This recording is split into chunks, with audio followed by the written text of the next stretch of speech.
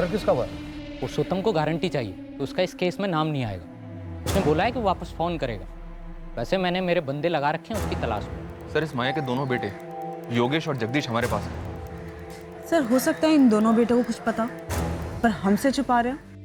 जगदीश दादा, आपने कैसे मान लिया कि बाबा हमें ऐसे ही छोड़ के चले गए? मुझे तो बचपन में भी यकीन नहीं था और अब भी नहीं है। तू 9 साल का था और मैं 14 साल का, तो बचपन से तेरा था यार। तुझे लगता है बाबा ने मुझे कुछ अलग से कहा इसलिए मुझे यकीन हो गया? जितना तुझे पता है उतना मुझे पता है। जब उतना ही पता तो कैसे यकीन कर लिया कि बाबा हमें छोड़ के चले गए? जो आई ने बोला मैंने मान लिया, बस। मुझे इस केस के बारे में और भी जानकारी चाहिए। किसका मर्डर हुआ था, कब मर्डर हुआ था? पुरुषोत्तम अगर ये बोल रहा है कि उस पूजा वाले रूम में कुछ नहीं था, मतलब जरूर उस रूम में कुछ ना कुछ है। ये हमारा ध्यान भटकाया जा रहा है। मुझे स्ट्रांगली लग रहा है उस पूजा वाले रूम और इस मर्डर के बीच कोई ना कोई कनेक्शन जरूर है। सर, माया उस कमरे को हमेशा बंद रखती थी। कहीं ऐसा तो नहीं कि उस कमरे के अंदर कोई डेड बॉडी दफन हो? खान, तुम और तावड़े उस पूजा वाले रूम का दोबारा से पोस्टमार्टम करो। पद्मा, माया के दोनों बेटों को टैग करो, बात करो उनसे। गया। मुझे किसी भी सूरत में माया का वो लवर विनोद जोशी चाहिए। और पुरुषोत्तम को बोल कि हम उसे सरकारी का भाव बना लेंगे, तो चार्ज भी नहीं लगाएंगे उस पर। लेकिन शर्त यही है, उस मर्डर की मुझे पूरी जानकारी चाहिए। चल, साहब ने बुलाया है। सुन, मेरा ये लॉकअप में दम घुटता है, तो मैडम के लिए एसी लगवा दे। एक पैकेट अगरबत्ती का बंदोबस्त कर दे। ए शानी, ना तो होटल का कमरा है और ना मैं रूम सर्विस वाली हूँ। चल चुपचाप। माया ऐसा भी क्या दफन है उस कमरे के अंदर जिसकी वजह से तुम इतना डरी हुई हो?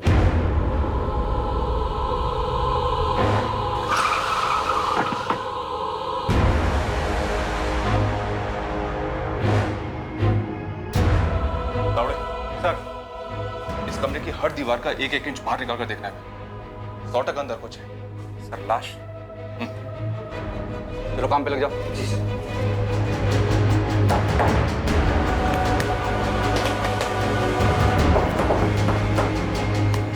इसकी लाश है उस कमरे में। साहब मैं बोली ना आपको, मैं उधर से पूजा करती है। पूजा पूजा भक्ति से की जाती है माया,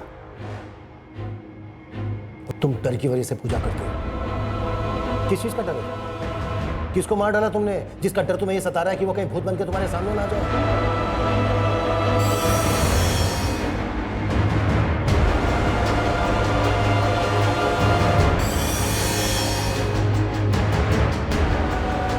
साहब उधर कोई लाश नहीं है।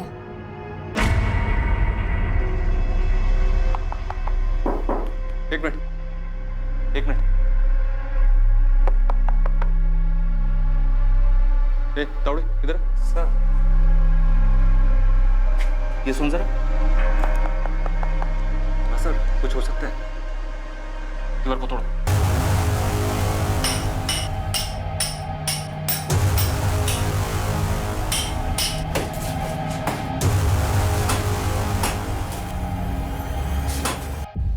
योगेश भागा नहीं है मैडम, बस थोड़ा परेशान है। ठीक है, लेकिन है कहाँ पर? फोन नहीं उठा रहा है, गैराज भी नहीं जा रहा है, घर पर भी नहीं है। क्यों?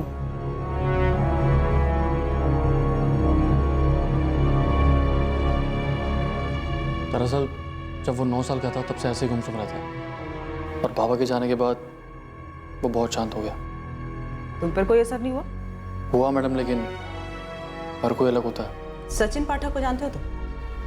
नहीं, कौन है? तुम्हारे छोटे भाई योगेश जैसा ही है, गुमसुम, परेशान।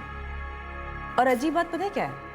उसके बाबा भी कई सालों पहले ऐसे ही गायब हुए थे। नीलेश पाठक नाम है। ये नाम कभी सुना है? नहीं मैडम, ये नाम कभी नहीं सुना। सचिन पाठक या नीलेश पाठक। इत्तेफाक भी तो हो सकता है ना मैडम, कितने लोग यूं ही गायब हो जाते हैं इस दुनिया में। ये बात भी है। अच्छा जगदीश, एक बात बताओ, तुम्हारी माँ माया ने किसका मर्डर किया था? ये क्या बोल रही हैं आप? 3 साल पहले तुमने घर छोड़ा, ऐसा तुम्हारी माँ माया ने बताया। हाँ तो? उसके बाद तुम्हारे छोटे भाई योगेश ने घर छोड़ा। जी, लेकिन क्या तुम दोनों भाई जानते थे ना उस घर में कुछ चल रहा है? मैडम, हमें तो बस आई के वही धंधे से दिक्कत थी, उसके अलावा हमें कुछ नहीं पता। वैसे जब बाबा हमारे साथ थे तब भी ये सब करती थी। तुम्हारे बाबा भी इन सब में शामिल थे?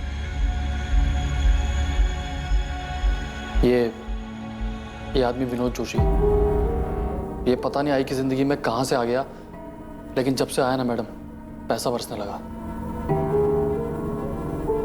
जगदीश, वो आई। सुन रहे बाड़ा, घंटे भर के लिए बाहर जाके खेल। पर क्यों आई? आई बोल रही है ना, जा बाहर जा।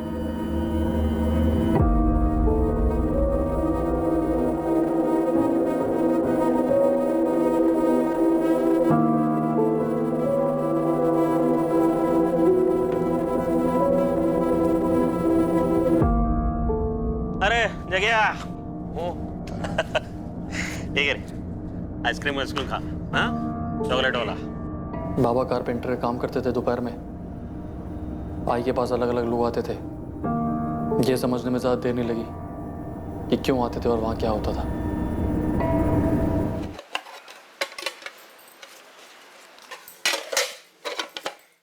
ये ले जगदीश, योगेश को भी लेके जाना, जो मन करे वो खरीदना। ठीक है।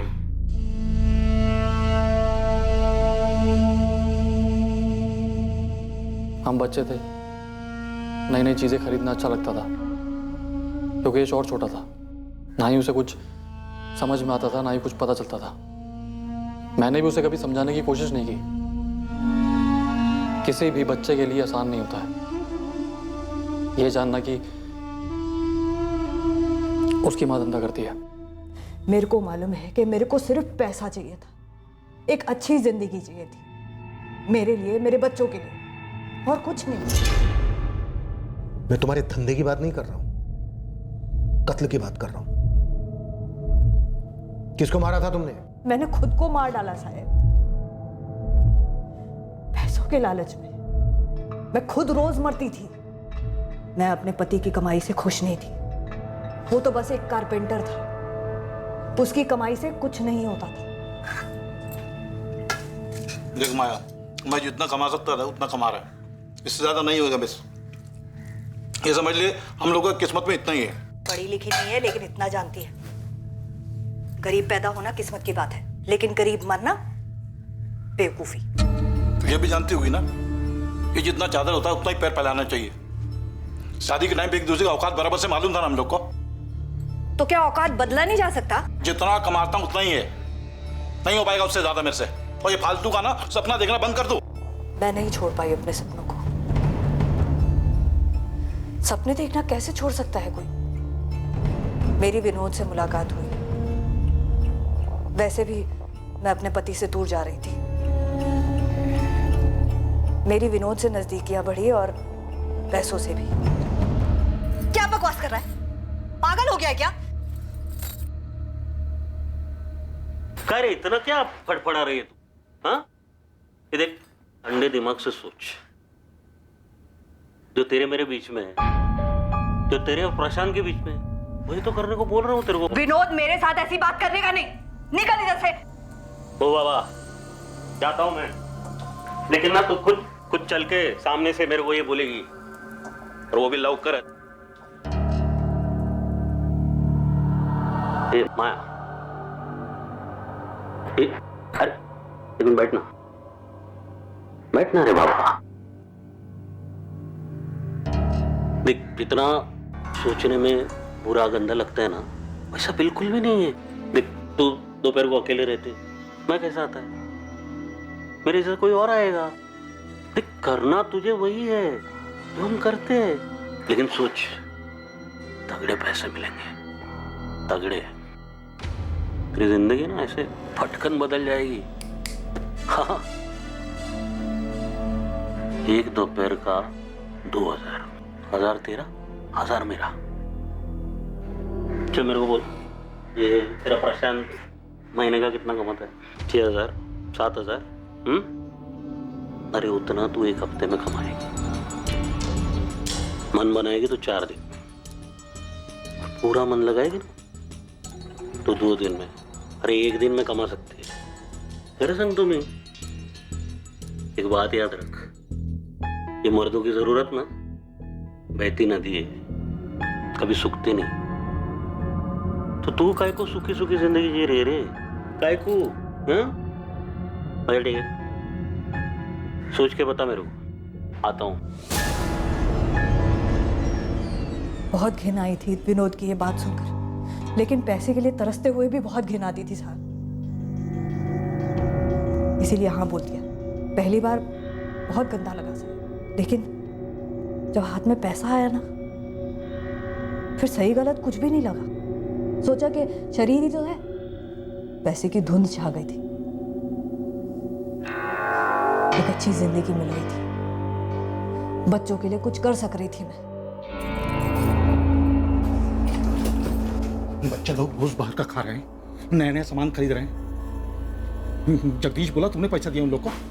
हाँ, मैंने दिया। किधर से दिया? पेड़ लगा तेरे पास पैसे का? मैंने कमाए हैं। किधर से कमाए? कमाए बोले तो किधर से कमाया? मैं क्या पूछ रहा हूँ, किधर से कमाया माया? और मला, शरीर बेचती है अपना, सोती है लोगों के साथ। शरीर मेरा है, मैं बच्चों को वो दे रही है जो तू अपने अगले जन्म में भी अपनी कमाई के साथ नहीं दे सकता। बच्चे लोग को मालूम है कि उसकी माँ क्या है? बोला बच्चे लोग को तुमने? नहीं, वो स्कूल में होते हैं और तू काम पे, दोपहर में आते हैं लोग। तेरे को क्या लग रहा है तू बहुत बड़ा पुण्य का काम कर रही है? पुण्य और पाप से जिंदगी चलती है, पेट भरता है उससे। जिंदगी जिंदा लोगों की होती है और तू लाश है, घटिया सड़ी हुई लाश। पर मेरी ही चिता पर तो पक रही है ना रोटी। बस मैं तो यही जानती। प्रशांत ने रोज दारू पीना शुरू कर दिया। वो ये सच्चाई सहन नहीं कर पाया और एक रात हम सबको छोड़कर चला गया। मेरे को पता था कि वो वापस नहीं लौटेगा। मैंने ये सच्चाई मान ली थी। मैंने प्रशांत से कभी झूठ नहीं बोला और आप लोगों से भी नहीं बोल रही है सर। मैं सच बोल रही है, मैंने कोई खून वून नहीं किया है। माया, अभी तक तुमने हमें अपनी जिंदगी की सच्चाई बताई, उस कत्ल की नहीं। हमें उस कत्ल की सच्चाई चाहिए। जगदीश, तुम अभी कुछ छुपा रहे हो। मुझे मालूम है कि तुम जानते हो कि तुम्हारी माँ ने किसका कत्ल किया। किसी का नहीं। तो फिर उस बंद दरवाजे के पीछे जिसे तुम्हारी माँ पूजा का कमरा कहती थी, किसकी लाश दफन है? किसी की भी लाश नहीं हुआ।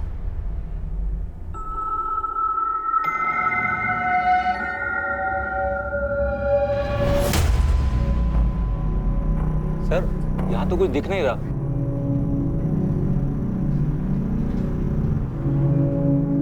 तो फिर है कहाँ?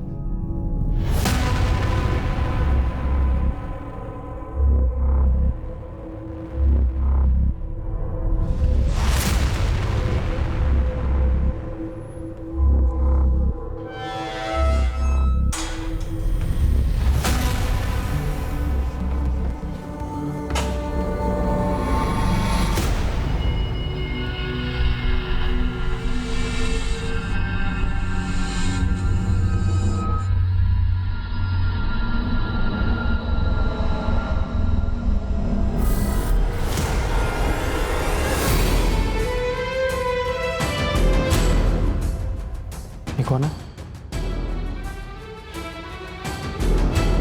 ये मेरे बाबा हैं। तुम्हारा नाम क्या? सचिन पाठक। क्यों? नहीं, ऐसे ही पूछा।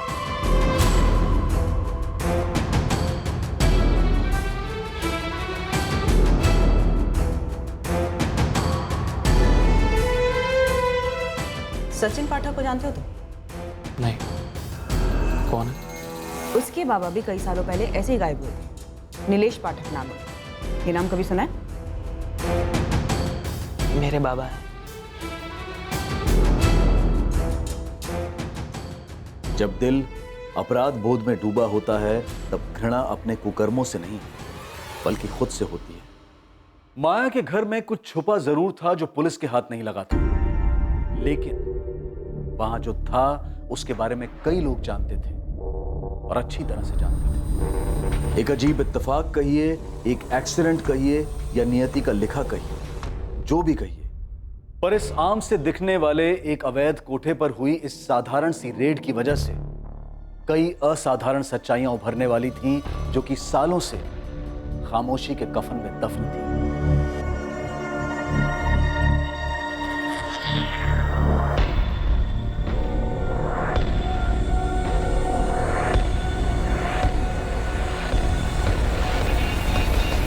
सर उस कमरे में कुछ नहीं है, और वो एक दीवार जिस पर हमें सबसे ज्यादा शक था, वहां से भी कुछ नहीं निकला। सर ये माया का बड़ा बेटा जगदीश, इससे भी कुछ पता नहीं चल रहा है।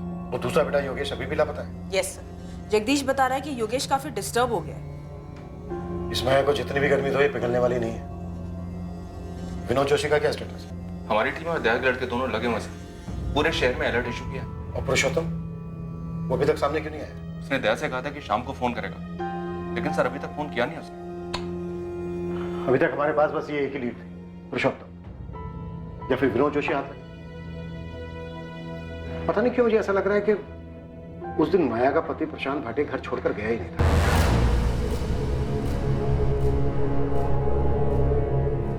बारह साल हो गए, 12 साल से लेकर आज तक उसकी कोई खबर नहीं है।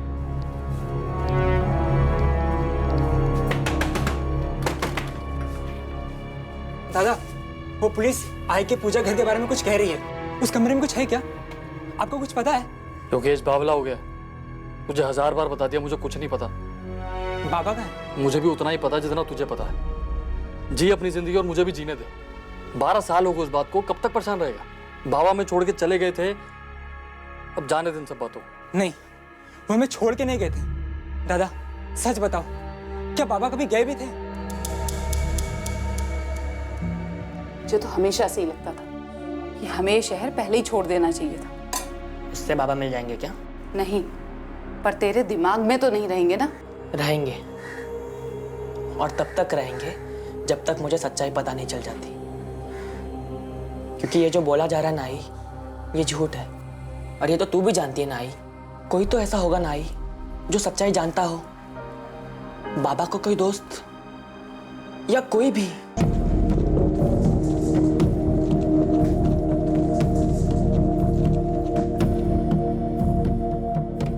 योगेश बाबा हमें खुद छोड़ के चले गए थे, वो है कहीं? ये सब तेरे दिमाग का वहम है। कोई वहम नहीं है, मुझे अब पक्का यकीन है कि आई ने ना बाबा को मार डाला। और उस कमरे में ना जरूर कुछ है। उस कमरे में कुछ नहीं है। तू एक काम कर, उस कमरे में ढूंढ, पूरे घर में ढूंढ, पूरी दुनिया में ढूंढ, लेकिन दोबारा मेरे पास दुखड़ा लेकर मत आइयो। वैसे जिंदगी खराब है, तू जा यार।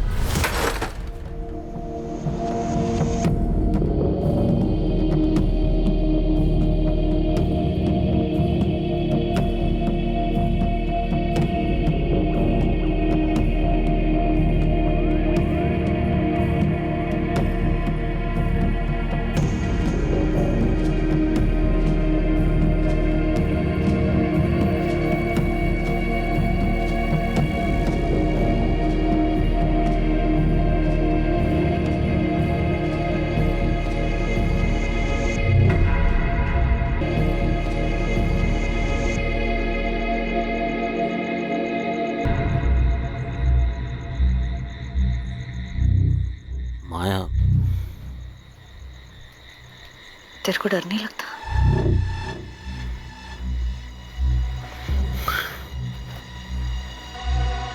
नहीं, और तू भी डरना छोड़ दे माया। क्यों किया मैंने ये सब कुछ? खुद के लिए, तेरे बच्चों के लिए, अरे हमारे लिए माया। क्या करेगी मैं इतने पैसे का?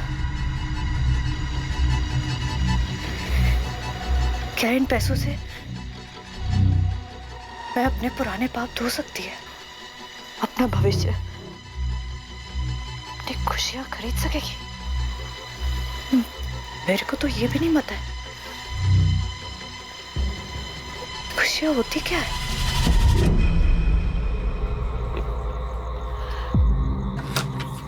माया,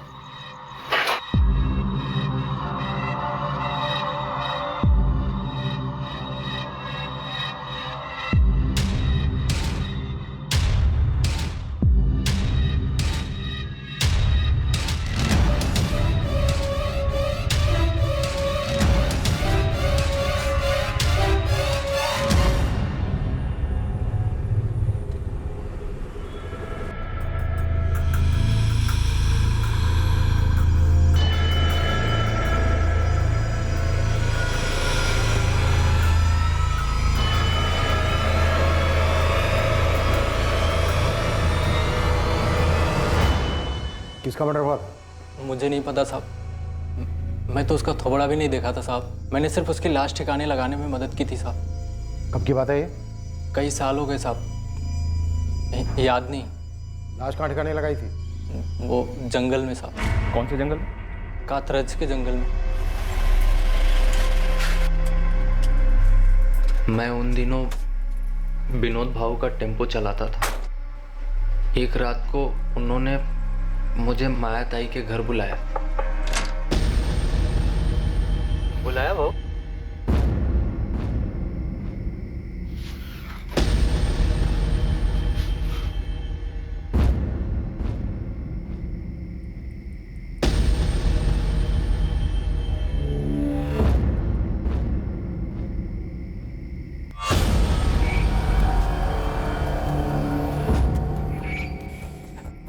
ये कौन? लाश है आदमी, ठिकाने लगा। नहीं बाबू, लेकिन ये मुझे बताओ ये है कौन? इतना जानना जरूरी नहीं, समझा ना तेरा? गपचुप उठा।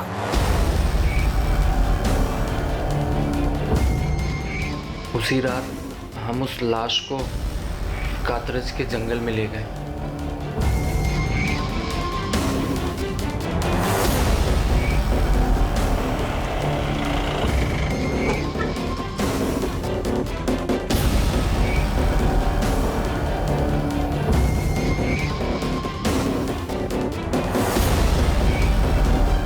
मुझे बस इतना ही मालूम है साहब, बाकी सारी बातें वो दोनों जानते हैं, विनोद भाऊ और माया ताई।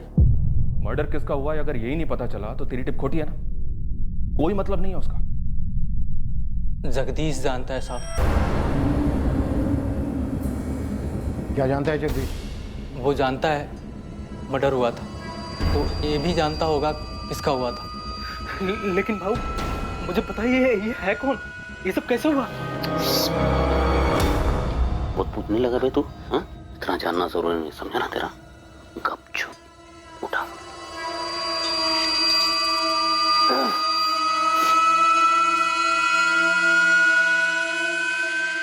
जगदीश वही था, उसने शायद खून होते हुए देखा हो साहब। और तेरा ये विनोद भाव कहाँ मिलेगा सर?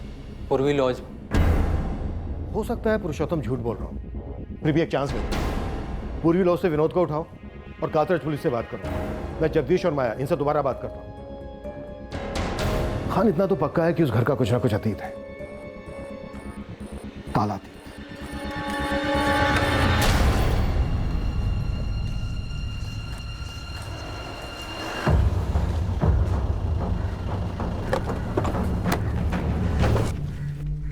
कुछ पता चला क्या साहब? सब कुछ पता चला, चल थाने। सर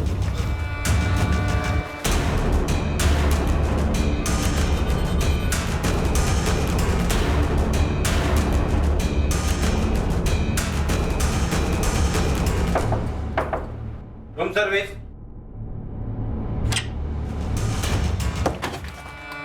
अगर भागा तो यहीं पे ठोक दूंगा, दोबारा अपने पैरों पे चल नहीं पाएगा तू, विनोद जोशी।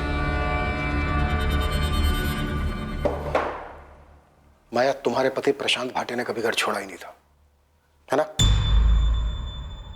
वैसे कातरज के जंगलों में हम उस लाश की तलाश कर रहे हैं। भूतों से डर लगता है ना तुम्हें? हमें भी लगा तुम्हारे घर में अजीब, ऐसे लगा जैसे कोई भटकती आत्मा हो, नाराज सी। तुम्हारा खेल अब खत्म हो गया है माया। पुरुषोत्तम ने सब कुछ बोलती है। विनोद जोशी को अरेस्ट कर लिया और हमें यह भी पता चल गया कि तुम्हारा बेटा जगदीश उस कत्ल का गवाह है, उसको भी उठा लिया। साहब, जगदीश उस टाइम बच्चा था, उसने कुछ नहीं किया, उसको छोड़ दो साहब। तुमने और विनोद जोशी ने मिलकर मारा ना प्रशांत भाटे को? नहीं साहब। ठीक है, पुरुषोत्तम और विनोद जोशी के साथ अब हम जगदीश को भी तोड़ेंगे। साहब, मैं सच बोल रही है कि तुमने और विनोद जोशी ने मिलकर प्रशांत भाटे को मारा? नहीं। सच चाहिए मुझे माया, सिर्फ सच। वो प्रशांत नहीं था, वो मेरा एक ग्राहक था। उसका नाम मेरे को नहीं मालूम। देख विनोद जोशी, माया एक औरत है, इसलिए अभी तक हमने सख्ती दिखाई नहीं उसके साथ, लेकिन तेरा नसीब ऐसा नहीं होगा, समझा? मैंने कुछ नहीं किया साहब, सच बता रहा हूं मैं। ये जो भी खुनमुन जो भी हुआ है आप बता रहे वो सब पूरा का पूरा माया ने किया। अच्छा, प्रॉफिट आधा आधा करेगा, लेकिन जुर्म पूरा का पूरा उसके सर पे डालेगा। नहीं, मैं सही बता रहा हूँ सब। मैं उस आदमी को जानता तक नहीं था। उसको मारूंगा क्यों? पुरुषोत्तम ने बताया कि तू भी उनके साथ था।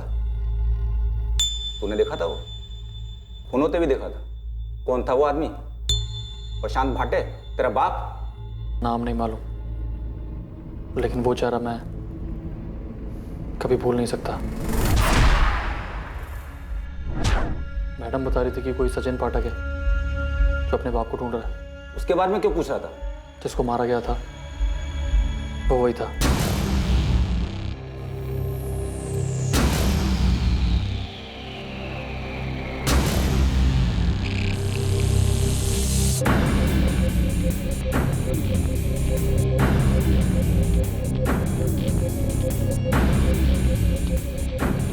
मेरे को लगता है ये मर गया।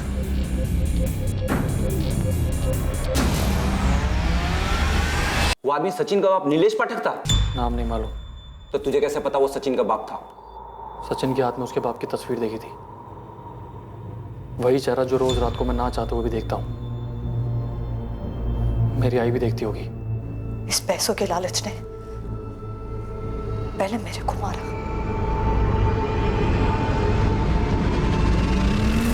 फिर मेरे हाथों उस ग्राहक को मरवाया।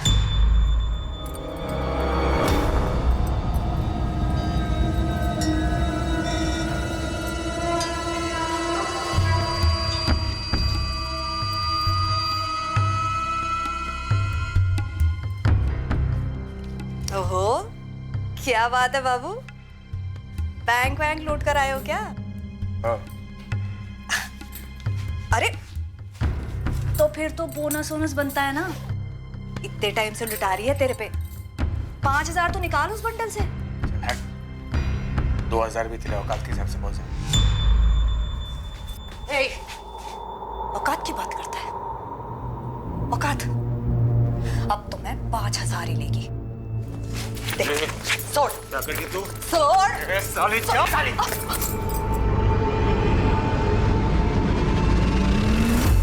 आसमान में बादल नहीं छाते साहब, मेरे सामने नोटों के बादल छाते थे। उसके पास इतना सारा पैसा था साहब, और ऊपर से ऐसी बात। मैं उसको कैसे छोड़ देती?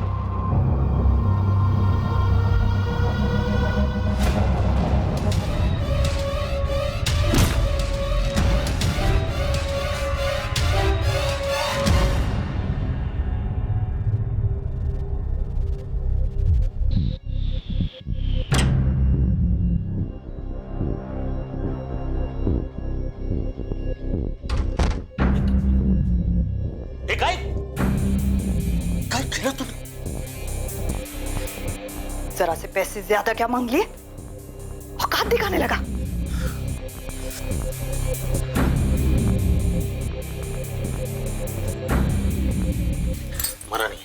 मरा नहीं है, सांस चल रही।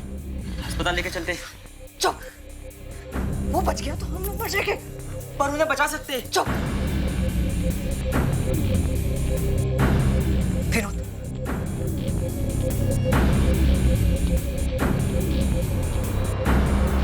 नहीं आई। योगेश तब सो रहा था। बहुत पछतावा होता है साहब। धर्म, घिन सब आती है, लेकिन समझ नहीं आता साहब कि वो नोटों को देख के क्या धुन सवार हो जाती है। सर, ये था वो आदमी जिसको इन्होंने मार डाला। तो नीलेश पाठक है ना, सचिन का बाबा? हाँ सर, जगदीश को याद था ये चेहरा।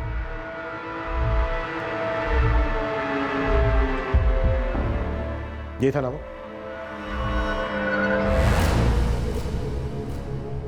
सचिन, तुम्हारे बाबा नीलेश पाठक अब इस दुनिया में नहीं है। क्या हुआ था उनके साथ? कत्ल हुआ था उनका। कत्ल? क्यों? किसने किया? क्यों किया? तुम्हारे बाबा एक कोठे पर जाते थे, शंगारवाड़े। कोठा? हाँ, माया भाटे नाम है उसका। उसने और उसके साथीदार ने तुम्हारे बाबा का मर्डर कर दिया था।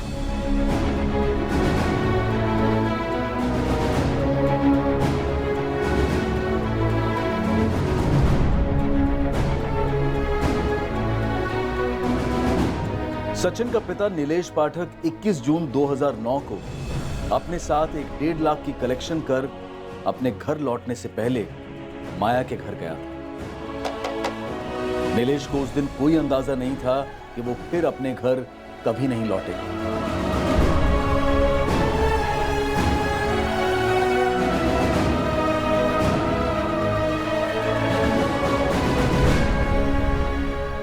जुलाई 2009। हाँ, इस केस फाइल के हिसाब से 2 जुलाई 2009 को यहाँ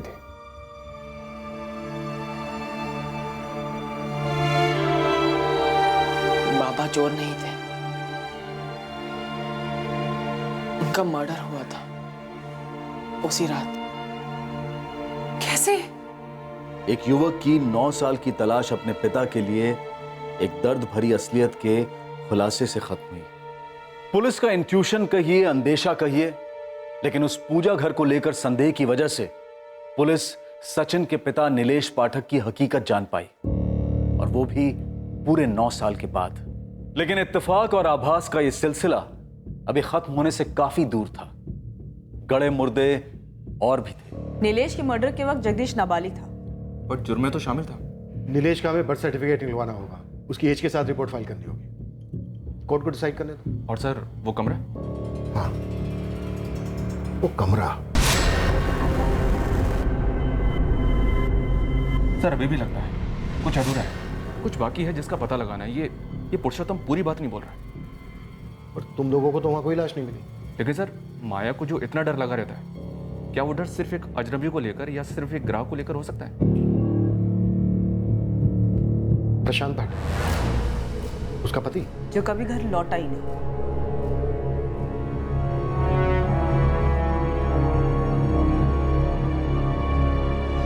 मुझे मेरे भाई जगदीश से मिलना है। तू था कहाँ इतने दिन? तेरा फोन भी बंद था। है कहाँ वो? आई ने किसी को मार डाला था। आपको इतने साल से मालूम था? मेरे सामने हुआ था योगेश। अब ये नहीं कहना कि तुम्हें नहीं मालूम कि बाबा कहाँ है। दादा, अरे अब तो सच बोल दो। 12 साल हो गए, 12 साल। दादा, दादा! इत्तेफाक से हुए माया के घर पर उस एक छापे ने कई अधूरी कहानियों की कड़ियां सामने लाकर रख दी थी। वो कड़ियां जो तलवार बनकर 2 युवकों की जिंदगियों पर लटकती रही।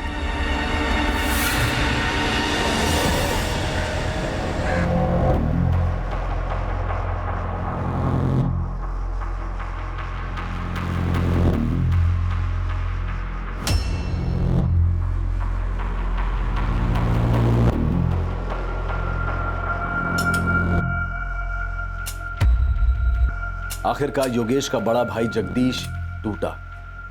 वो उस राज को अपने अंदर और नहीं रख पाया जिसने सालों से उसे और उसके ज़मीर को बंदी बना रखा था।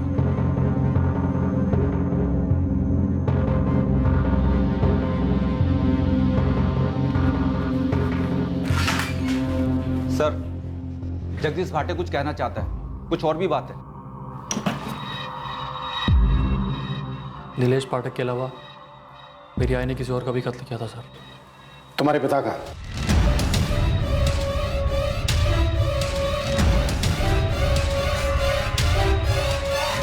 माया, तुम्हारे बेटे जगदीश ने सब कुछ सच सच बता दिया।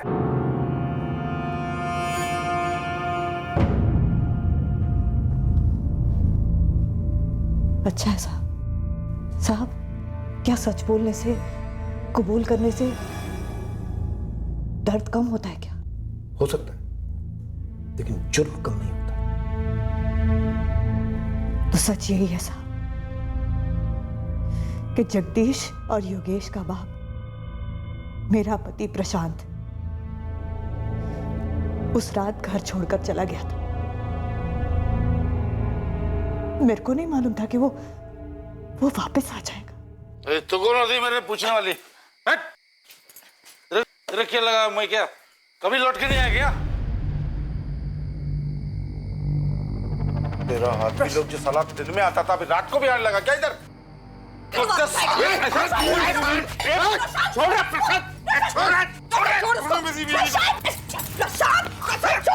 तूने मेरी बीवी को उसने कुछ नहीं किया, जो भी किया मैंने अपनी मर्जी से किया, छोड़ दिला।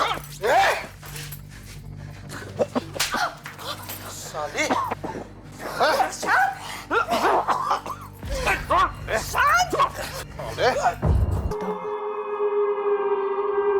मैंने ये सब कुछ क्यों किया? मेरे को इसका जवाब कभी नहीं मिला सर। पहले अपने पति को, फिर उसकी राख को। साहब, उन दोनों की आत्मा से ज्यादा ना मेरे को अपने आप से डर लगता है। क्या मैं किसी और को भी मार देगी क्या? मेरे जीते जी ना ये डर जाने वाला नहीं है साहब, ये मेरे को मालूम पड़ गया।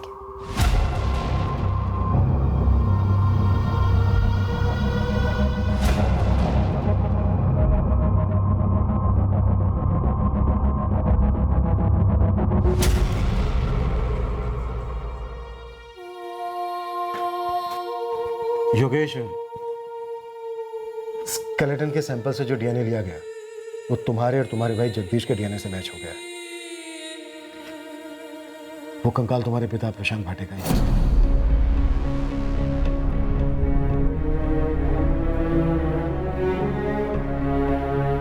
मुझे मालूम था सर, मेरे बाबा मुझे कभी ऐसे छोड़ के नहीं जा सकते थे। जगदीश पर लगे चार्जेस में इस बात का ध्यान रखा गया था कि दोनों मर्डर्स के वक्त वो नाबालिग था। विनोद जोशी और माया भाटे पर आईपीसी की धारा 302 का चार्ज लगाया गया है। 2006 में प्रशांत भाटे के कत्ल के लिए और 2009 में नीलेश पाठक के कत्ल के लिए। साथ ही दोनों पर आईपीसी की धारा 201 भी लागू की गई है, सबूतों को मिटाने के जुर्म में।